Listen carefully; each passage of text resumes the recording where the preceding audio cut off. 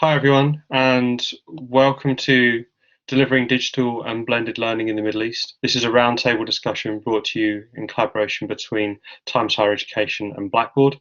My name is Alistair Lawrence. I'm the Special Projects Editor at Times Higher Education, part of the editorial team, and I'll be chairing today's discussion. We're also joined by Hani Al-Shazi, who's a representative of Blackboard, and the rest of the audience is made up of senior leaders throughout the Middle East region, various different universities. So I'd like to thank you all for joining us. I think it's going to be a really interesting discussion. I think we've got an hour, and we've got possibly quite a lot to discuss in that hour, given the rate of change in the sector at the moment. So I want to dive right in, if possible. As I say, you can raise your hand if you'd like to make a point, or by all means just get my attention and we can go from there. So among the points for discussion today, the very first one was defining the key criteria for delivering student engagement and success. There's a lot within that as universities move towards digital transformation. So I wonder if somebody could get us started by talking about how they have engaged with students since they have been required to move the bulk of their offering online for teaching and learning.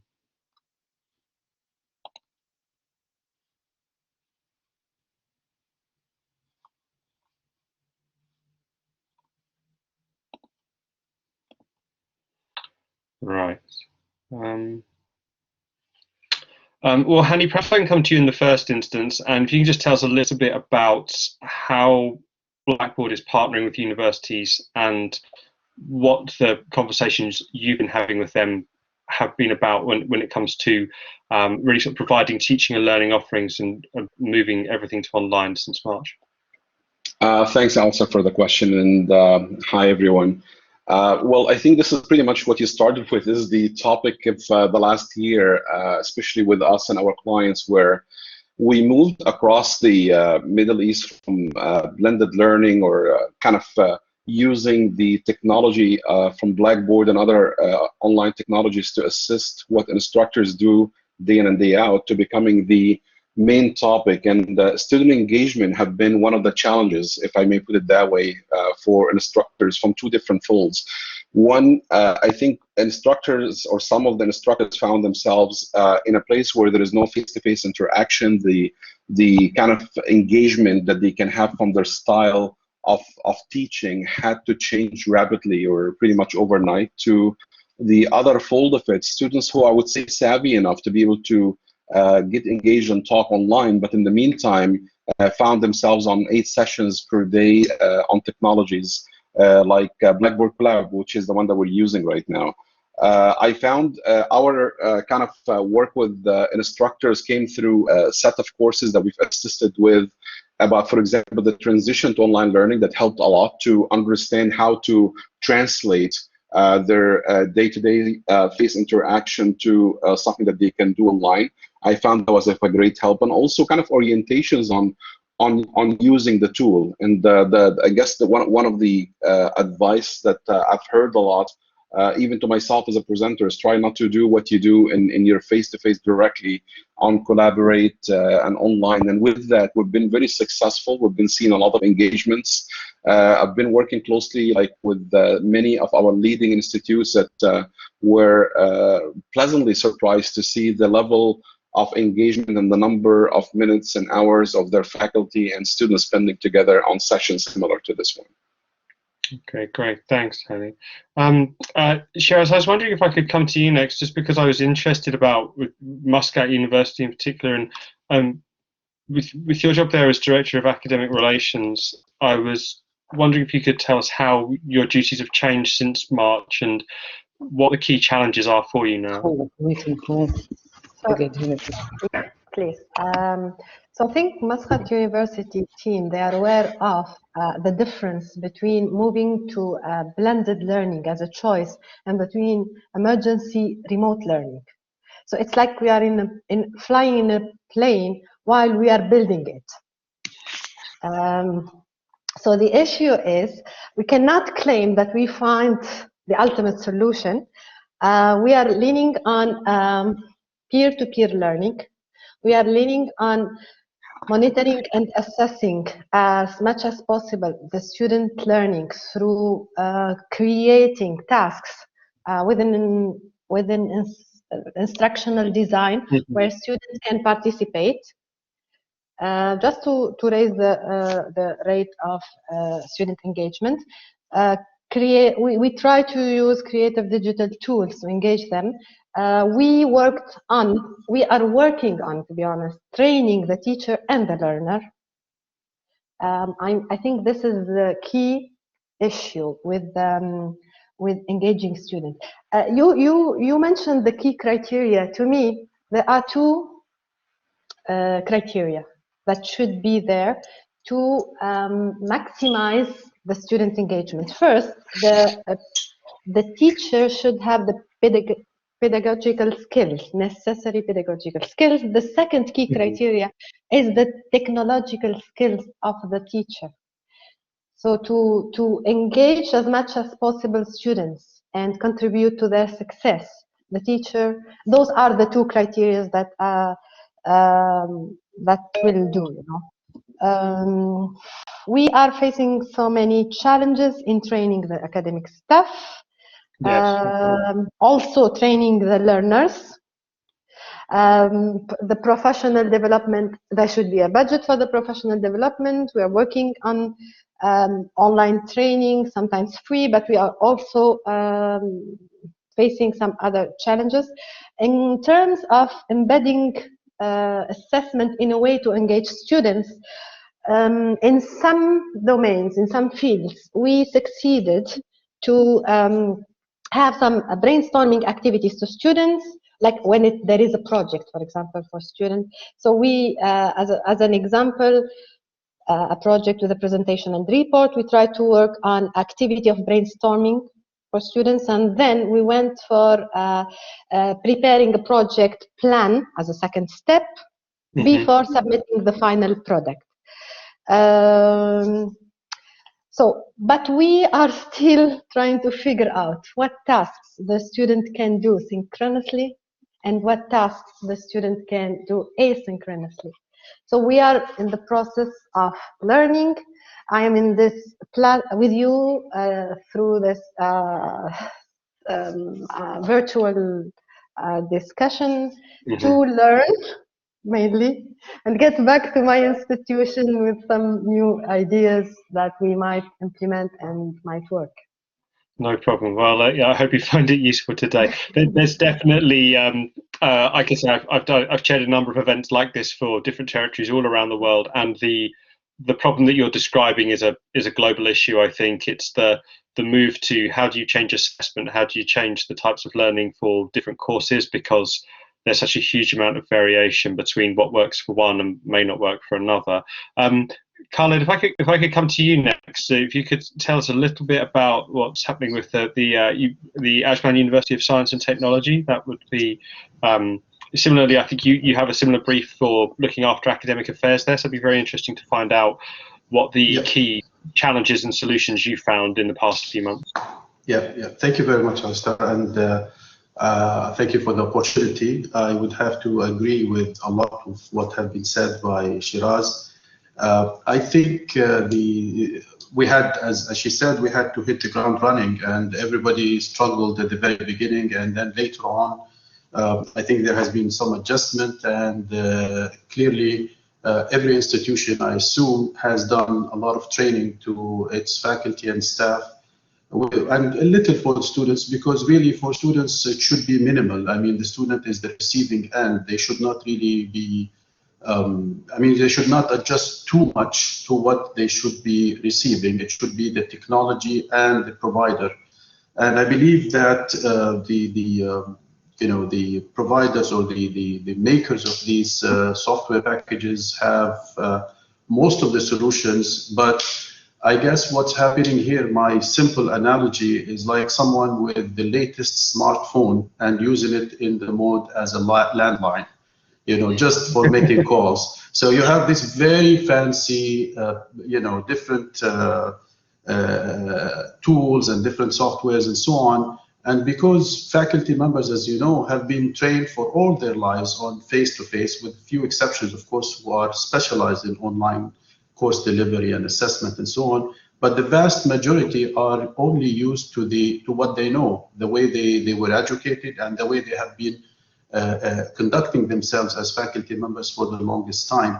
So this is, again, another maybe analogy for IT background is like somebody learning a new programming language with all the features in the world and using it in the same mode as the earlier language that he or she has been using.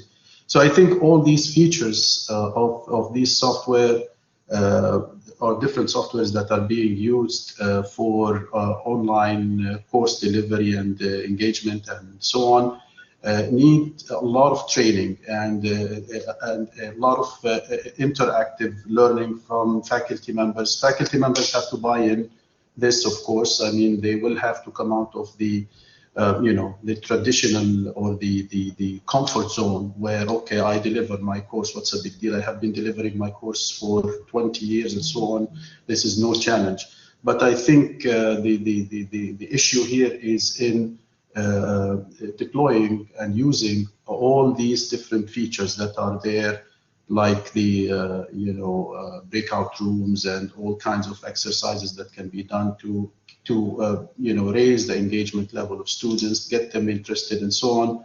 I think all of us know, especially those of us who have children at home, they see the children laying in their beds and just opening whatever, tuning to their class and not doing much, and the other side doesn't know much about it because they are not engaging them, and it's like more like a one-way communication. So what we have been doing at Ajman University, a lot of training courses. We have been dealing with Blackboard a lot, and we have been training our faculty through our Teaching and Learning Center. We have noticed a lot of improvement. I would say a good percentage of the faculty are being receptive, and they are keen to learn these different features that improve the engagement level.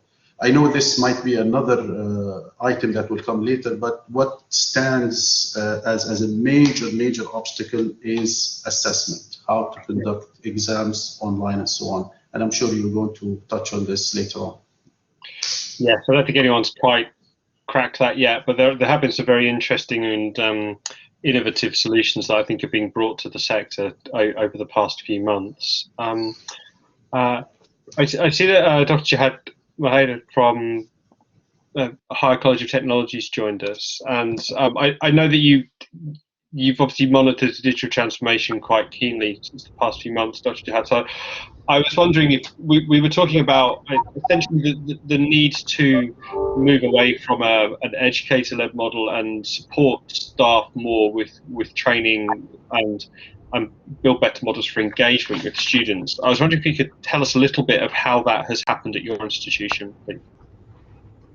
Sure, Alistair, by all means. I mean, first of all, a greeting for everybody on the meeting. And honestly speaking, I mean, the way HCT started the whole business of digital transformation is actually about a few years back, anticipating of the acceleration of technology changes and the impact that's happening on the employer requirements. So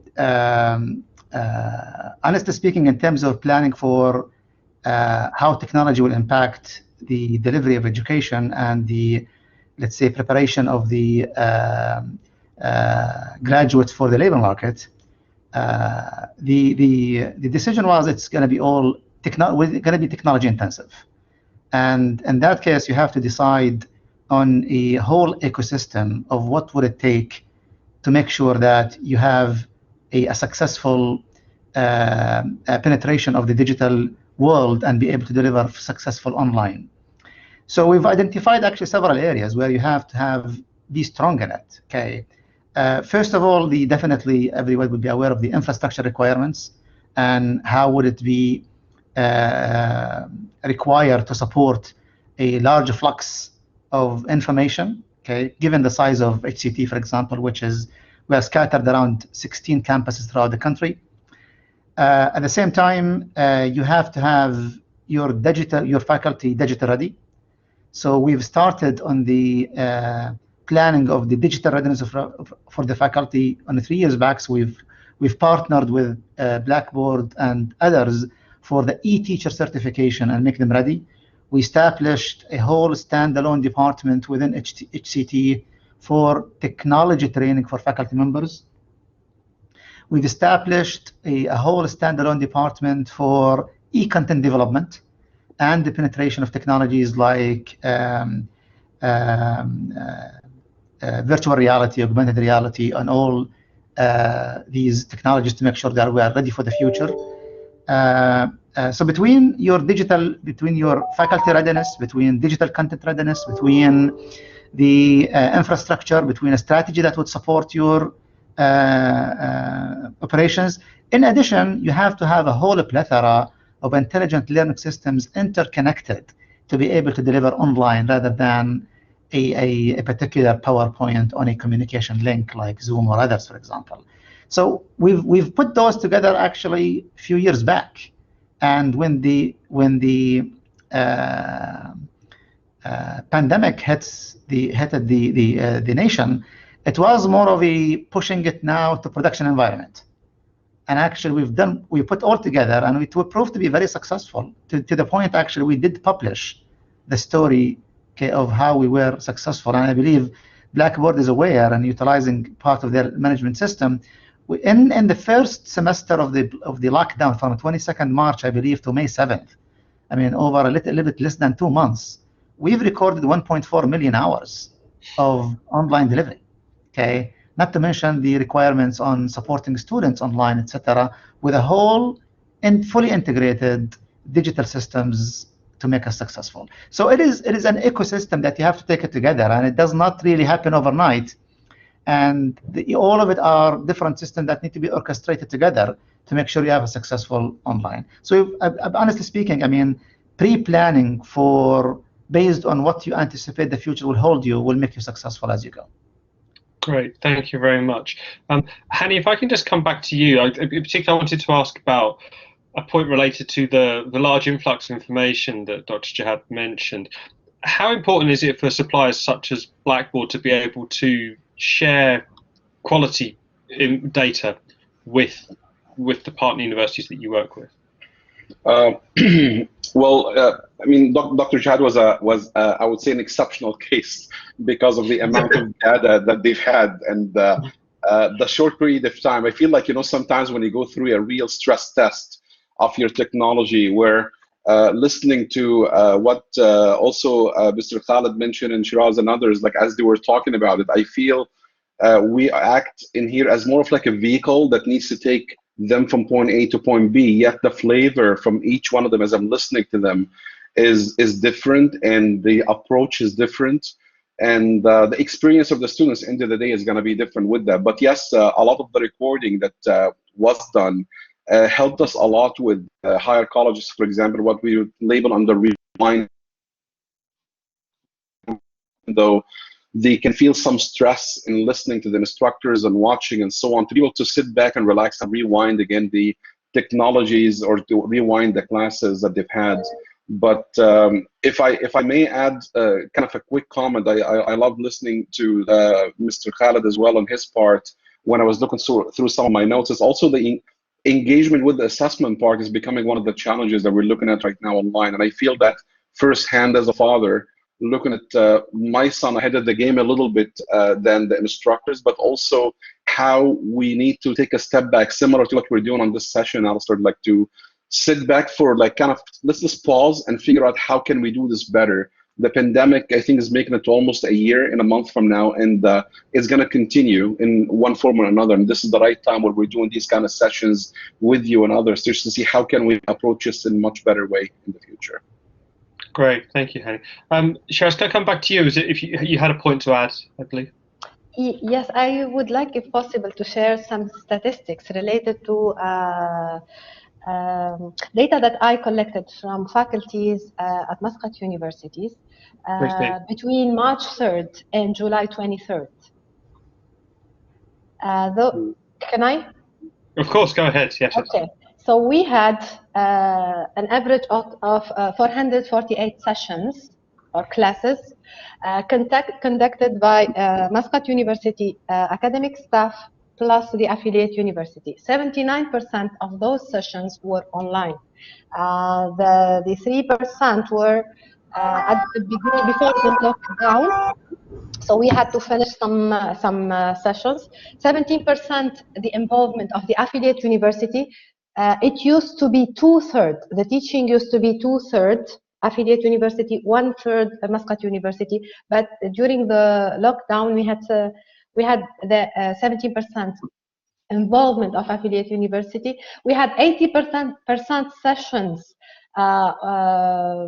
delivered, 83% of the sessions delivered by academics, Muscat academic staff.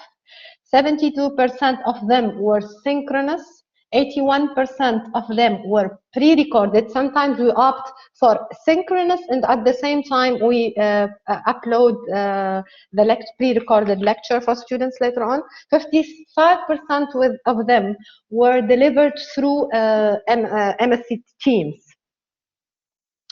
93% of them were on Blackboard, where the material and discussion had been on Blackboard. 24% of them on Zoom. For postgrad, we used mostly the Zoom platform. For undergrad, MSc Teams, and for foundation, 60% of the sessions, mainly in foundation, have been delivered through modems. The attendance varied between 45% to 100% in some sessions.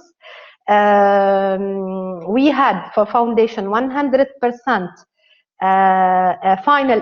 online final examination with no issues, no extenuating circumstances, and 95% in undergrad, with 8 students having extenuating circumstances. So those are the achievements that of Muscat University facing the COVID-19 situation.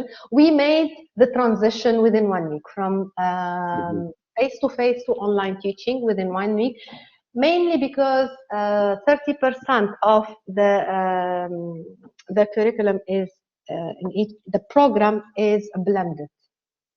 So we have the blended. We opted, this helped us to move within 1 week to online learning. I see. I hope this information might help. In general, did you find that the engagement and the attendance for lectures and seminars went up when you shifted to online? So based on those data, we came up with a plan for September 20, where we opted for more seminars into 2 years for students, just to engage them more and to have more attendance. What we did with Muscat University is we measured 2 things. We tried to measure the engagement for the asynchronous sessions. So we go to Blackboard, get the report, and check on the upload of the download of the material. But we opted for the synchronous sessions to get the attendance. So we implemented the attendance as it is for synchronous sessions, and for asynchronous, we tried to measure the engagement of students through the report activity from Blackboard.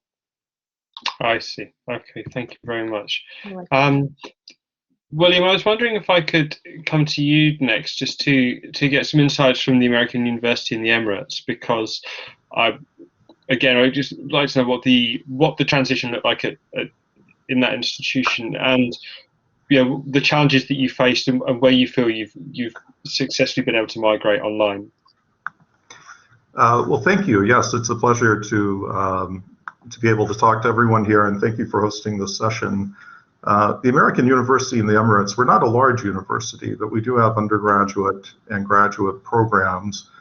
We've never had, as part of our license, online programs or distance learning programs, so we were operating 100% on campus right up until the point came in March when we shifted everything online. So of course that's just a huge transformation at many levels. And it really is not initially online learning, it really is emergency remote teaching. We had not planned, as just like other universities, we had not planned for that at the beginning of the semester. As the pandemic progressed, we could see this possibility, so we were preparing, but still to have that large of an institutional shift was really a big challenge. And I'm very proud of the people at the university at all levels who worked so hard to make it overall be successful in this sort of emergency conditions. We, part of it was, of course, faculty training and teaching online. A lot of our instructors did not have any experience with online teaching. It's not as common, I think was not as common in this region as in some parts of the world. For instance, I'm from the United States. I taught many times online, but many of my colleagues had not. So training was very important, and that was both external and internal. We've continued that right up to the present, a large emphasis on that, both on how to be effective teaching online, because our teaching is done synchronously. We record that and save that for them to view, students to view later. But we are holding, as best we can, so to speak, face-to-face classes, redesigning assessments, rethinking the nature of projects, assignments, and assessments for effective online teaching. And lots of technical training, of course. And for students, too, we had similar lots of training sessions around familiarizing them with not only the technical things, which are important, but also trying to build a sense of an understanding of the culture of online learning, because it really is different. I think it's important for students to understand that their participation is really crucial in an online environment. We made a decision that would require webcams to be on. Some students resist that for various reasons, but we've tried to explain why. We want them to be able to see each other, and for us, the professors, to be able to see them.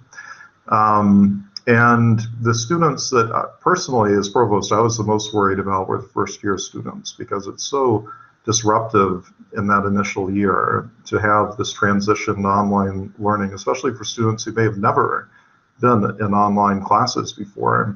And we know retention is a crucial issue in the first year. First-year success sets up students for success later. And we're still monitoring that and really trying to focus on our first and now also second-year students. We also had to introduce a bunch of software platforms, and we had our own proprietary in-house system that we use as a course management system. So one challenge we have faced is that many of these other systems were already built to be integrated, for instance, into Blackboard, but not into our system. So I think any university that's working with a proprietary system has probably had more difficulty finding ways to integrate systems that were not designed to be integrated with our systems. We had to do hardware upgrades as well, of course, like more servers and server capacity. We had to look at things like exam security, which has also been challenging. Our first semester in the spring of last year, we did human proctoring. And at that time, we were using Microsoft Teams. You could only see 4 students at one time. So that required our professors had to proctor so much, since it was a 4-to-1 ratio, and that was just not sustainable. So we've been using an AI system since that time. And while I think it's state of the art and is probably about the best we could hope for from a system like that, it really is not the same as having students in a classroom and being able to monitor them closely. So we have also looked at ways to redesign exams to be projects, to have open book exams. But even open book exams, there's still security questions. Is there someone else in the room assisting them on that open book exam? Just because they have access to materials doesn't mean they should have access to everything. So that's an ongoing challenge for us. We had to revise policies on attendance, on student privacy, exam rules. That's another big area for a school like us that was already involved in online teaching. We had to revise procedures. We had to make sure student support services could all be effectively delivered. online. So it's just, it really has required every person at the university to step up to the plate. But one thing that I'm very pleased to see, we surveyed students in the spring and we surveyed them again in the fall.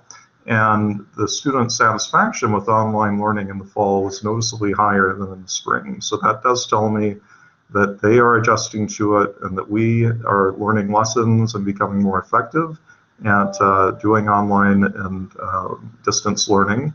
So, as several people have mentioned, we don't know how long we'll remain in this situation. We're still 100% online with our teaching. And we do have classes like in our design college that are practical, have large practical components. They've had to be very creative in finding ways to do that online.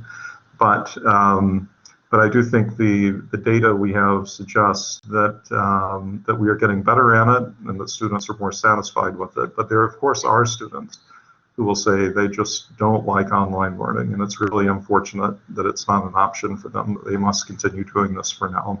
So we'll serve them as best we can, but we're certainly hoping for a return to normal operations. So thank you very much for giving me the opportunity to discuss our experience. No problem. It's really interesting, and you preempted a couple of what would have been follow-up questions in terms of you covered a little bit about sort of the difficulty of the variation between courses, and to someone else's earlier point about how new modes of assessment are still emerging and probably will continue to emerge during this period.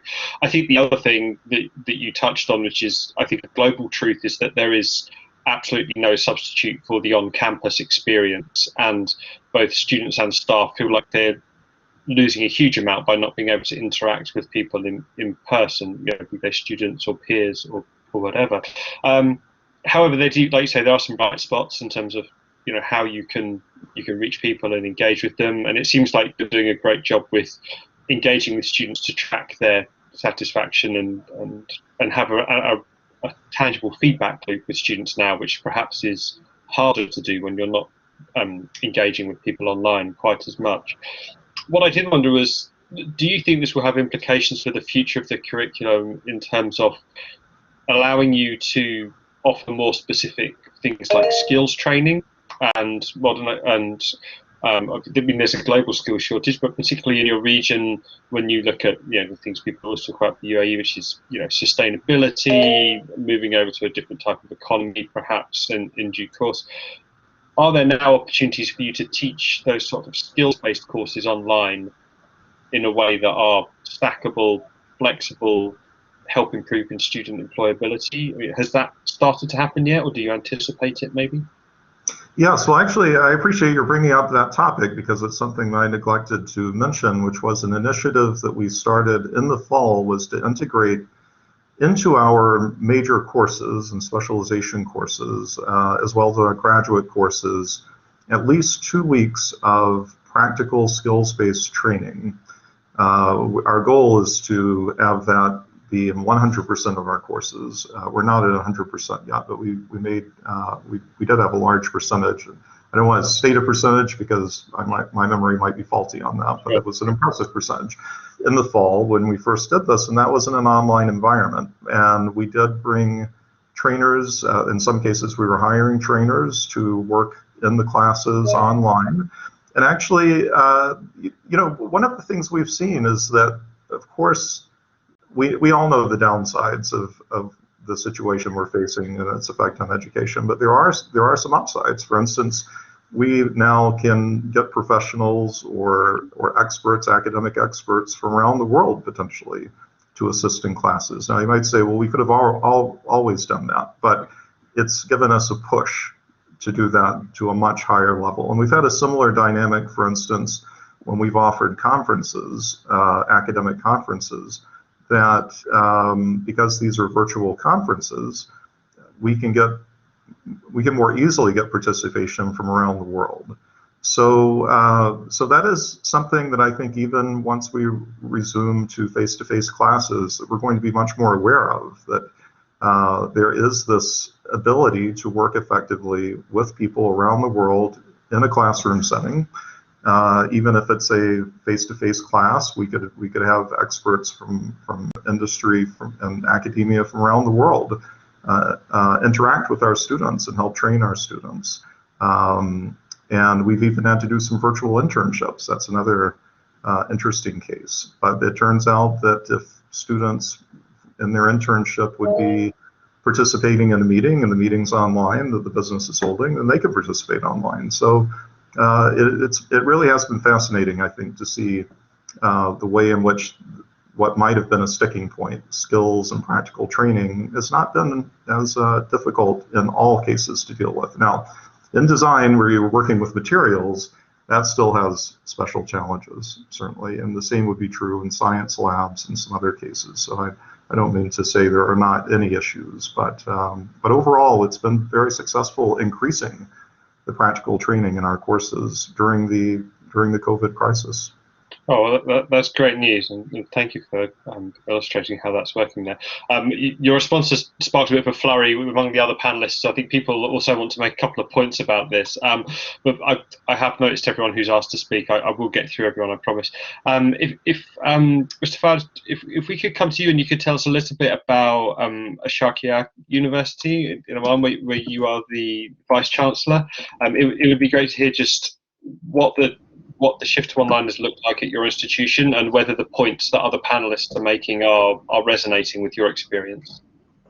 Yes, thank you very much for inviting me to this session. Asharqiya University is a private university in Oman. In Oman, there are 7 private universities in addition to the National University of Oman, named Sultan Qaboos University. My university has 5 colleges, about 4,500 students. We shifted to online teaching in the mid of the spring, 2019. Prior to 2019, in 2017, at Asharqiya, we established a department of e-learning. And so by the time, even earlier in spring 2019, all of our courses had Moodle presence. Although Moodle was used as a supporting platform, we were teaching face-to-face, but then most of the faculty were familiar with Moodle, and students were used to log into Moodle, see their assignments, chat with their faculty. So really that helped us a lot when we had to shift to online teaching. Of course, in Oman, many of our students at Asharqiya are sponsored by the government, and so it wasn't easy for them to ask them to pay for the additional burden of internet connection cost. At my university, we negotiated a deal with the internet service provider here, and we actually paid for their internet cost. Our faculty were provided with some smart devices, so they could, like Microsoft, so they could write some notes on a whiteboard and share it in handwriting manner and share it with the students. Altogether, I think we managed to do well, although all of our classes were 100% online. Practical courses in engineering and applied sciences, we brought them not in the spring, we brought them in the summer for 2-week intensive sessions where they were brought to the campus. We gave them accommodation in our dorms, and they had to do the practical sessions on campus. Last spring, what we also did at Asharqiya, to ease the stress of students having to do exams online for the first time, my university allowed the pass versus non-pass option in terms of grades. So students took the exams, they saw their grades, and they had the choice within 2 to 3 days to decide whether they will stick to their grades or they would opt for a P grade. And I think that was psychologically important for the students to know that they will study, they will do their best, but then if they don't do well in a certain course, like if they pass it with a C or a C minus, then they can always turn it into a P. That will not affect their GPA, but the credit will be counted toward their transcripts. Also last spring, what we did, it was our first time to do the exams online. We really gave exams in terms of take-home exams. So we gave students, in some cases, 24 hours, in some cases, 48 hours, in some cases, 72 hours to work out some problems and then submit their solutions via Moodle. We have integrated Turnitin into Moodle, so the checking will be done automatically. That did work to some extent last spring. This past fall semester, most faculty, they decided not to go for that long period of time, exam period, but then all the exams are open books. We gave 3 hours for the students to finish their work and submit the material. Still, some students complained that it wasn't enough for them to upload their manuscript to Moodle on time. But if you allow me, I think from what I see as an opportunity and a challenge at the same time. I think for years, academics and university administrators are aware that what we do in universities, we can definitely do better in terms of what do we teach. I think faculty can always teach well. The real question is whether the students can learn well. And for years, we have been discussing what is the best way of teaching, different teaching methods, how can you motivate and engage the students. But we all came to an agreement that the best way to get the students to learn is to assume responsibility for their own learning, to take that, say, it's my job to learn. And I think now with the online learning, this is the best opportunity to demonstrate to the student that as professors, we are here to provide the material, to assist you with the course, but then it's your responsibility to learn. So I think this is really a real opportunity to come to where we have always wanted to reach, is to make students take responsibility of their own learning and demonstrate the learning of the material. Now, how much do we miss on face-to-face? I agree that face-to-face has that interaction, personal interaction, but we also agree, we also know that even in face-to-face, we have some very interesting classes and some very boring classes. It really depends on the instructor. So it's not always true that face-to-face is the best way to teach. I think online, if faculty is really tech-oriented and he knows how to use technology, or he knows how to engage the students, he knows how to pose the right questions so the students can do research on their own. This is what we want them to do. We want them to self-teach themselves. So online, probably we would have a better answer to how well we deliver the course material. Thank you. Thank you. No, thank you for your honesty about your the variation within your in-person classes.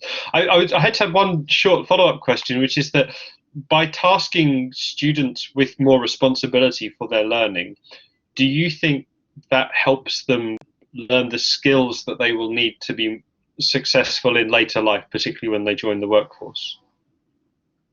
I totally agree. I definitely think that the skills that we want the students to learn are beyond the course content. We want them to be able to write a report. We want them to do research on their own. We want them to prepare a presentation.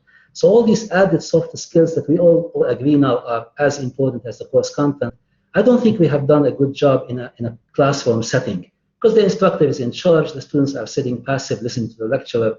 They don't have much time to be really engaged. Now with onlining, all our assignments students are expected to write reports, they are expected to do presentations. So I think all these additional skills that we always wanted them to gain and practice, I find it a real opportunity to do so. Great, thank you very much. It's really interesting to hear that as a case study. We have a couple of people with their hands raised. I will, Shiraz, if I could come to you next, please, if you could tell us what you have to add, and then Khalid will come to you after that. Thank you. Thank you very much, Val. Thank you. I wanted to talk about one challenge that Muscat University, I forgot to talk about, faced during the COVID-19. We had embedded in our programs a one full academic year placement, and it is mandatory for all our students. And it happens that this year came with the COVID-19. We have the first batch now in placement during the COVID-19 period. So we had to place 67 students in 18 different companies in this, in this period. Now they all successfully joined. Some of the companies opted for online first induction and online work, alternated with face-to-face work. So the main challenge was how to work with students on building their CVs, how to work with students on helping them in their interviews while those sessions were online. We had we reached to have almost 70% attendance from the 67 students for 12 sessions to prepare the students for their placement. We successfully convinced 18 different companies in Oman, all over Oman, in Salalah, in Muscat, to place our students for a full academic year. We had virtual sessions with parents, because it's not easy for a parent who has a daughter to leave for one full academic year to go to a place far away from Muscat, like Doqom or Salalah, and to have her placement there. We had live sessions with them. We answered all their questions. Muscat University faced so many challenges related to the placement. One of them, we have received almost 98% requests from parents and students related to placement, and 25% requests from companies, because we are changing the culture of placement from internship, 1 to 2 months internship, to full academic year placement. I wanted to talk about this experience because it made a difference. Achieving 100% placement of our student was a major issue, major accomplishment, I mean, especially during this period. We had to place students from logistics and supply chain, accounting and finance, chemical engineering in those 18 companies. Most of the work had been done remotely, between contacting the companies and convincing them, contacting the parents, preparing the students. Most of the work has been through Teams, Microsoft Teams. Every student placed has a contract with the company plus Muscat University. We need luck for next year. Yeah, it sounds like you've done a fantastic job with that integration, and I think it echoes perhaps William's point he was making about I am in charge of placement. I'm the director of academic relations. The placement of students is under my purview, and I can tell you it has been a very, very challenging. At this point, you cannot have the support of the affiliate university. It's only it's not an international placement. It is within Oman because of the COVID. So it has been 100% work of my department with my team.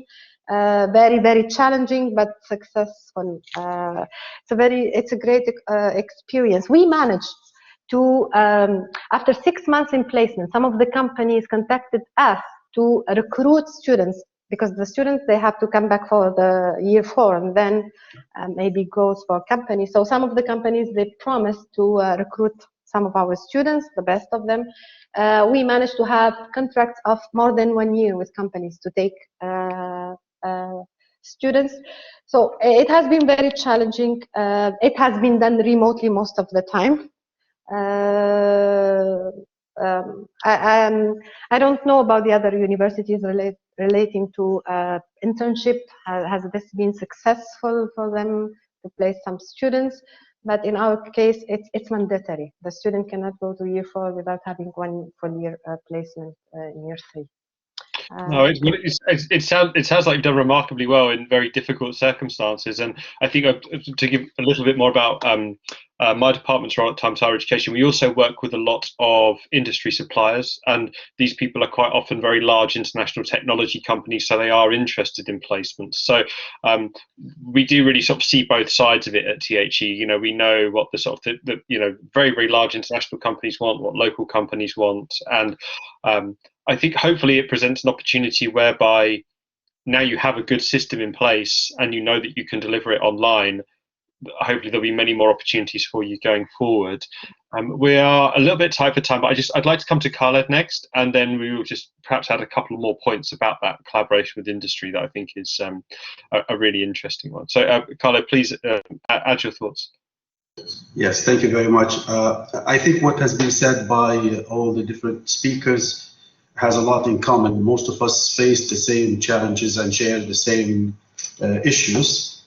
One thing I think that has not been mentioned is, and this is probably specific to our university, Ajman University, because we have a College of Dentistry and we have a College of Medicine as well. The dentistry is the largest college of dentistry in the country, and it's well established. It's been around for over 2 decades. But the College of Medicine is relatively new, so we don't have much challenges in the clinical part in the medicine. But in dentistry, this has been a huge challenge because, especially for the the clinical part of education, which is basically half the duration of the degree, which is 5-year degree. Like in the middle of the 3rd year, 4th and 5th year, students will have to deal with patients. They will have to have clinical interactions, and without that, their courses clearly cannot be conducted. Unlike other disciplines, we were able to move completely online, even for practical sessions. Of course, suboptimally. I don't think that anybody can claim that certain labs and studios can be done exactly with the same efficiency online versus the face-to-face mode. But for clinical courses, this has been a huge challenge, and there was no way around it except for increasing clearly the safety and health precautions, increasing the distance, and maybe in our case we had to install plexiglass for each and every station and make sure that students wear double mask and face shield and so on and things like that. So this is something that I wanted to touch upon, and we had to also extend the semester a little bit because, as you all remember, in the very beginning in March, everybody closed down completely, so there was no room for doing anything. Things started to ease up a little bit after that. We had to extend the semester to accommodate these students and to provide the number of training hours required by the accrediting bodies for these programs. I just want to touch upon internship, and I think what Shiraz said is remarkable and great. We also had to deal in the spring semester of last year. We had to deal with basically building an in-house internship programs by faculty members and some of our alumni who are in industry who helped us put these programs together to provide internship programs, because these are part of the degree requirements, and they are graduation requirement as well. So this was a huge learning curve for us, and I think we ended up getting this done as per the course learning outcomes that are stipulated in the description, in the course description and the course syllabus of the internships. Another issue that I would like to touch upon, I think that was not mentioned, is I think the level of enthusiasm and excitement is increasing with faculty members, but it's decreasing with students. Students come back to campus. Students want to experience student life and campus life, and with big campuses like ours, I'm sure many others who are in the list here, with all kinds of amenities and facilities and activities, entertainments, and student clubs and so on. We've done online replacement, if you will, kind of activities that are done online, like Global Day, like National Day in the UAE and so on. But clearly, students, I think a large number of students are getting fed up and they really want to come back.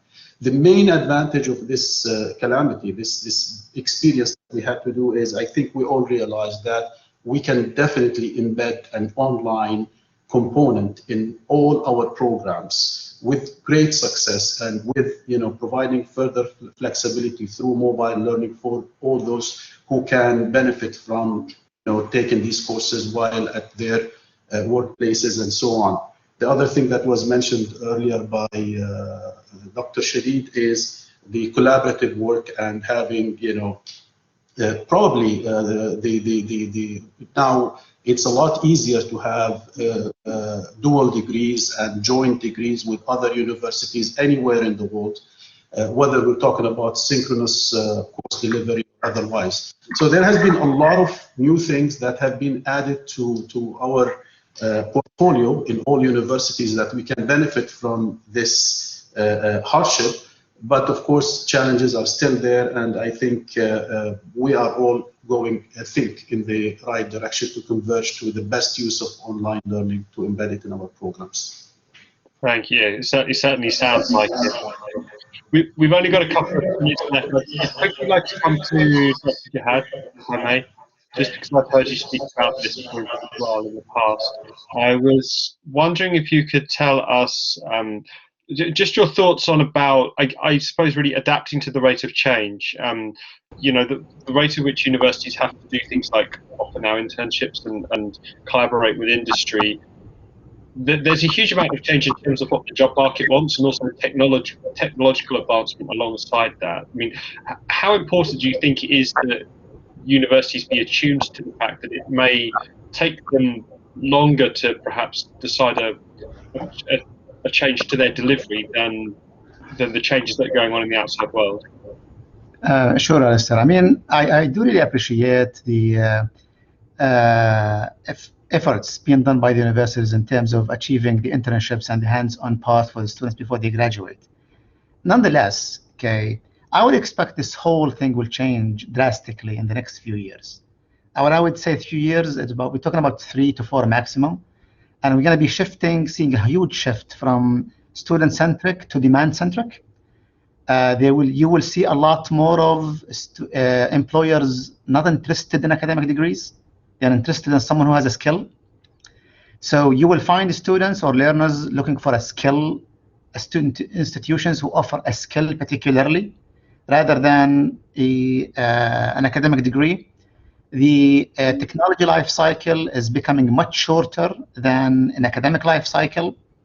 And this will put a threat, okay, to the way we operate academic institutions these days. I would expect the whole business model for higher education offering will be changing dramatically. I would say at a maximum of 4 to 5 years. Hence, I would suggest, okay, universities at this stage need to pay attention on how to offer modules in terms of skills for particular careers rather than a whole fledged of academic degrees. That doesn't mean they cannot offer academic degrees. They could lump certain modules to offer or to be lumped as let's say a bachelor degree or a shorter form of that to be a diploma degree, etc. But you would see a lot of, because of technology changes, you would see, for example, there's a lot of automation getting into companies or industries, and industries would like at this stage to reskill or upskill their employees rather than getting into a full-fledged degrees. So the focus will be more into, as I said earlier, onto demand-centric, and they will be focused on specific skills and credentials rather than a full-fledged degree. And the whole model will change. So I would expect, if we are seeing there will be a new norm based on the pandemic, and this going on a online and or hybrid model of a version of a mix between the two, that is a new norm. I would expect there will be a newer norm in another 2 years or so. So I believe institutions, because of the fast technology change, should all the time be forward-looking and be able to look at the expected changes to happen. One of the key factors that made HCT successful in delivering the online completely, and we even published in refereed journals the processes we put in place and the structure we put in place to ensure full success. The fact that we are anticipating that such change is coming to higher education a few years back. So we start putting all things together, and in order for us even to prepare our graduates to the market, we've embedded more than 40 industrial certifications within the curriculum. So the students will graduate with degrees and industrial certifications as well. People do not have to wait until they graduate and they start seeking industrial certification to make sure they are available or they are ready for the market. We've done that quite a few years back. So my advice here at this stage, the future of higher education will be technology intensive. It will be demand driven. It will not be student centric. There will be part of institutions will be fluid in the sense of modules available for those who are interested. Micro credentialing will be game changer in the next few years, along with upskilling and reskilling. Less focus will be on degrees per se. Have that in mind. Thank you. Coming soon. No, that's fine. Sorry to interrupt. We're very tight for time. I'd just quickly like to come to Fahad one more time, just so we can perhaps close it out. If you could just give us your response to that, that'd be great. Thank you. Yes, very quickly. I do respect the opinion just raised, but I think this the role of universities in the future. I would invite you, Lauren, if you can schedule a separate session for that topic. I think it's so important. Yes. I think universities now are in a way under attack, as if they have to explain what are there, what they have to do. I think universities are there to serve the society in which they live in. And as long as they do so, university degrees and graduates of, in the traditional sense, will continue to be needed. Graduates are citizens, they're not just employee. So you want them to be aware of so many things. They will vote for the right person. They will have their stand on different issues of the society. So I don't totally agree with this, with the description of tying the graduates to the demand. But this is definitely, I respect the other opinion, and it's worth it to have a separate session on this topic. It's so important. Yes, we can and do at THE. I'm pleased to. But yes, I'm aware it's a debate that's only really just getting started, because Dr. Jihad says the one thing that we are all anticipating is a huge amount of change in the sector over the next few years. But I completely respect your point, and it's one that other people I've seen make in the pages of the magazine and the website, is that there is always a broader societal context in which universities operate, and it's often quite different depending on the location of the university and the type of cohort and the jobs market and the political situation in different countries. We're a couple of minutes over, but I just very, very quickly, just before we go, I'd like to come to Hani one more time, just to ask, from your point of view as a supplier and as somebody who's collaborating with a lot of different universities, we've heard some really interesting case studies today. And to the point about integration, Blackboard obviously works with companies as well as universities that collaborate. It's hard to predict the future, but do you think we are moving to a point where there will be a more holistic model for online learning that will include sort of the pure academic element, but also the integration with industry? It's a good question, and it's sometimes like looking at this and seeing how quickly we evolved, and the debates coming up from what Dr. Jihad and Dr. Sharid and others have mentioned. It's kind of hard to see which path we'll be going to, but kind of listening to this and talking a lot more to students, which something I like to see as the real temperature of where things are as on campus. I feel they've got a flavor of the 24/7 online learning, smaller modules, and things are progressing in a different direction. And in a number of months, hopefully all of us will be called back into our offices and campuses. I personally believe students will be asking for the best of both worlds. Undergrads love the life on campus. They love mingling with others and making friends and all of that. Yet they love the 24/7 access to content, the different styles of business. What that will do for us as Blackboard and other technology vendors is we need to collaborate more on finding ways to have that kind of availability for them, which is not going to be just on Blackboard. If we look more and more in the last year for us as an organization, our technology partnerships have grown tremendously because of that, because you can't just do it all in one company. You need to expand more with others to be able to kind of reach that. So I definitely feel that kind of, again, the stress test, as I may say it, is going to continue going forward. And we need to, again, look more at our end user for all of us on this call, which are the students, to see how we can keep them engaged in their current status and the next one as well. Great, thank you very much. I'm sure we could keep going, but unfortunately we're at time. I'd like to thank everyone for joining us today.